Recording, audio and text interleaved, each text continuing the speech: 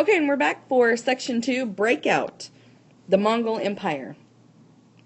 As we read and learn about the Mongol Empire, I want you to keep the term, quote, Pax Mongolica, end quote, in mind. It's been used to describe the era following the Mongol conquest, and historians have used this quote-unquote Mongolian peace to parallel the Pax Romana that followed the vast Roman conquests of the Second Wave era.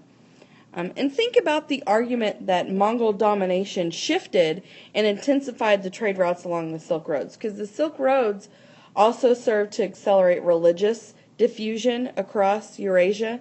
The Mongol rulers were known for their relative religious tolerance, and the result is this religious diffusion along the Silk Roads.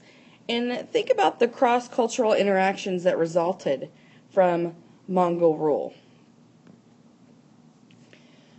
Okay, the Mongols formed the greatest and largest land-based empire in history following their breakout from Mongolia in the 13th century.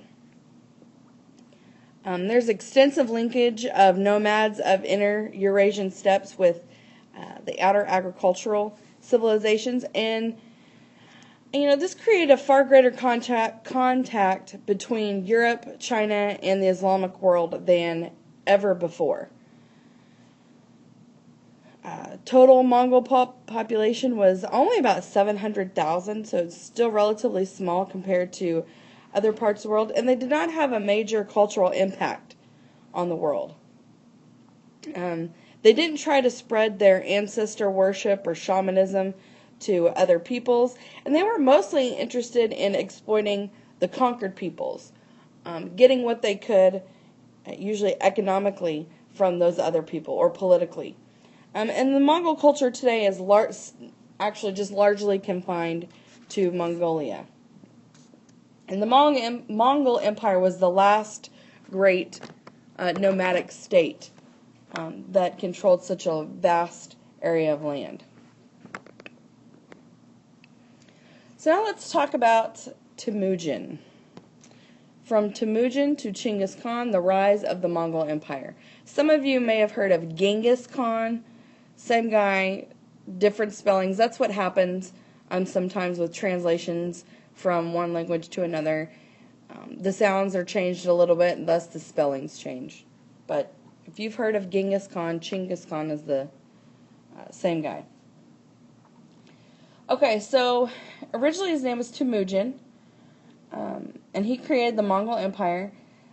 And the Mongols before Temujin were relatively unstable, and it was just this collection of feuding tribes and clans.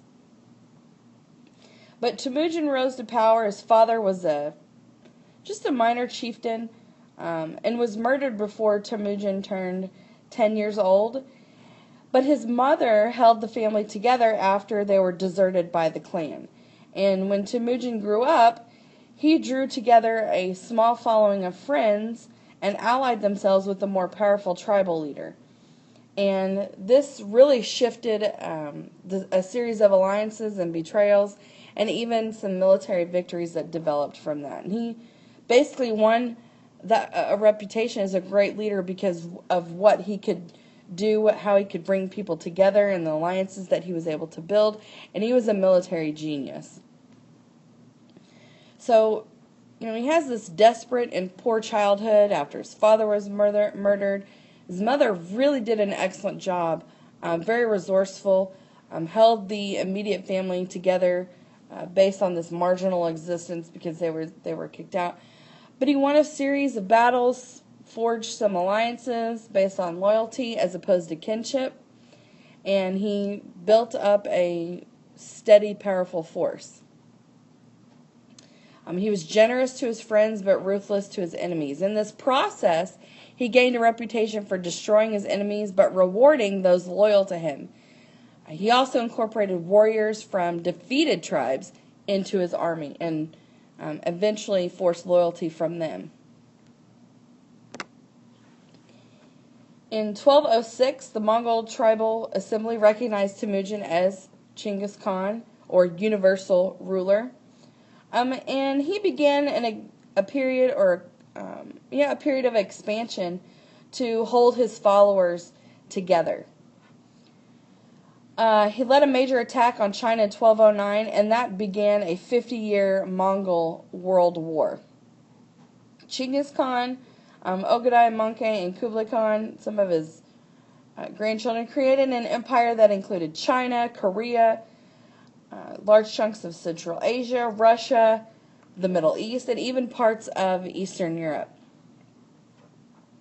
But some of his setbacks marked the outer limits of the Mongol Empire. And so he was essentially a supreme leader of what became a great Mongol nation. This tribal assembly made him the great leader and gave him this new title, and thus started a 5 decades of expansionist wars. He did this to build more power, but also to hold the Mongol alliance together. He started a series of expansionist wars that eventually conquered China and Central Asia. And it wasn't until they reached Eastern Europe that the empire's expansions were checked. Even the jungles of Southeast Asia and the Sea of Japan. And he set in motion the building of the world's largest land-based empire. And it was run by a population of only about 1 million once it was all said and done. And this is a great map, a great picture. It shows you how large this empire became. You can see in the striped areas, this was the Mongol homeland, and this outlined in blue was the Mongol Empire by 1279. So basically, it's 50-year period after conquering parts of China, gaining the rest of this land. You can see by the red arrows the Mongol raids to different parts, and then I'm glad they put on here in green Marco Polo's journey as he travels to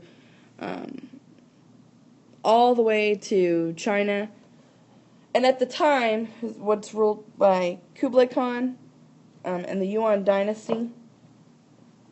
So it shows you how large this empire was. And these different khanates that you see here, once Chinggis Khan dies, it's basically split up into these different khanates, these 4 different ones. The Golden Horde, or the Kipchak, the Russian era, the Jugadai, that's Central Asia, the Yuan dynasty or China, and then the Ilkhanate, which takes over Persia. So you get a relatively great idea of how large this land-based empire really was. I believe it's either 2 times or 3 times in square miles the size of the United States. So it's huge. Okay, explaining the Mongol moment. Now, the Mongol Empire grew without any grand scheme or plan, and by the time of his death, Genghis Khan saw these conquests as a mission to really unite the whole world. And the Mongols were vastly outnumbered by their enemies, so that made that mission rather difficult. But it was good luck and good timing that played a role. China at the time was divided. No strong leadership, which made conquering of the Chinese relatively easy. The Abbasid Caliphate was in decline, that controlled the Muslim world. And so, there was really no plan or blueprint. Like the Romans, but growing much bigger and faster, the Mongols created objectives, a strategy, and ideology as they expanded. So it wasn't done beforehand. And like I said, they were really only checked when they had to turn around in Eastern Europe and the jungles of Southeast Asia. They did attempt to invade Japan, but they were hit by typhoons, and so were unsuccessful in their invasion of Japan.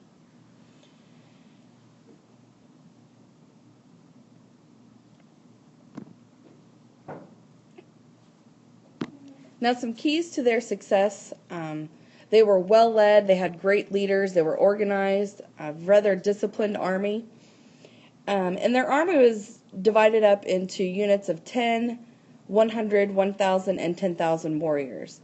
They conquered tribes that were broken up and scattered among the units. And their tribalism was also weakened by a creation of an imperial guard. And all the members of our unit were killed if any deserted in battle. And so, you might think that that's cruel, but that actually, for them, was developed out of honor and the idea of fighting together and dying together. The leaders shared in the hardships of their men, and so that brought them great respect. And they actually used elaborate tactics in battle: encirclement, retreat, deception, like putting dummy figures on horses to make it look like they had larger cavalry units than they did. And they had, there were vast numbers of conquered peoples that they incorporated into their army. And so their army continued to grow and grow and grow. And so, these weak enemies and a strong army were a large part to their success. They were lucky in both that the Chinese and the Arab empires were weak and divided when they attacked. And they succeeded by organizing this superior army with clear, strong command and control structure. The army faced severe discipline. That's what I was talking about with the death penalty for desertion. But loyalty was greatly rewarded, just like going back to Chinggis Khan's time. He had great charisma, eating and fighting with his troops, interacting with them, as well as a lot of the other generals. And so the Mongol people also became very wealthy from the loot of their empire, and that's part of the reward of being loyal. And the Mongols made good use of the people that they conquered, especially the ones that had skills like artisans, technicians. But they were ruthless and terrifying. When attacking or taking revenge against an insult, the Mongol army was ruthless and engaged in huge massacres, as well as the enslavement of women and children. And this had a clear psychological impact on cities that faced with the coming of the Mongol horde. So they left a political or economic impact, but not so much a cultural impact. There's a strong administrative and systematic form of taxation. Despite their ruthlessness and their brutality in battle, the Mongols showed excellent administrative skills after conquest. With a system of riders for communication and well-organized taxes, the Mongol Empire had the resources and the infrastructure to then govern itself. So they had this reputation for brutality and destructiveness, but those that didn't resist were incorporated, but those who resisted were destroyed. And a great example of that is the kingdom of Khwarezm. They murdered Mongol envoys, and the Mongols thus retaliated and completely destroyed the entire kingdom. There were no survivors that were left.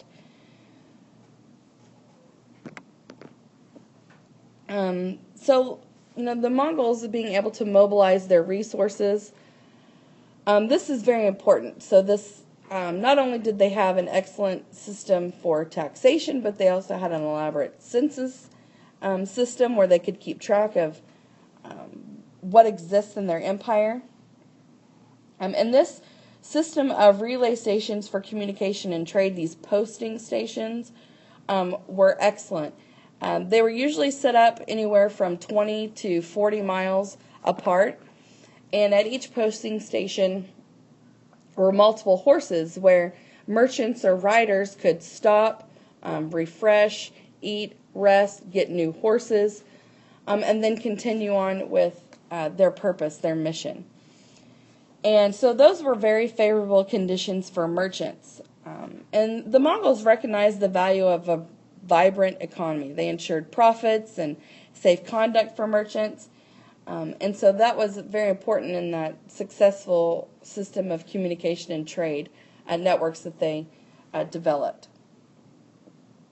So they really encouraged commerce. But in addition to this, they also they gave lower administrative posts to Chinese and Muslim officials.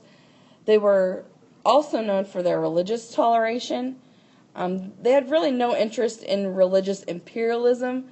And so the Mongols tolerated various religions and even improved the conditions of some minorities, like Christians, within their empires. And that concludes section 2.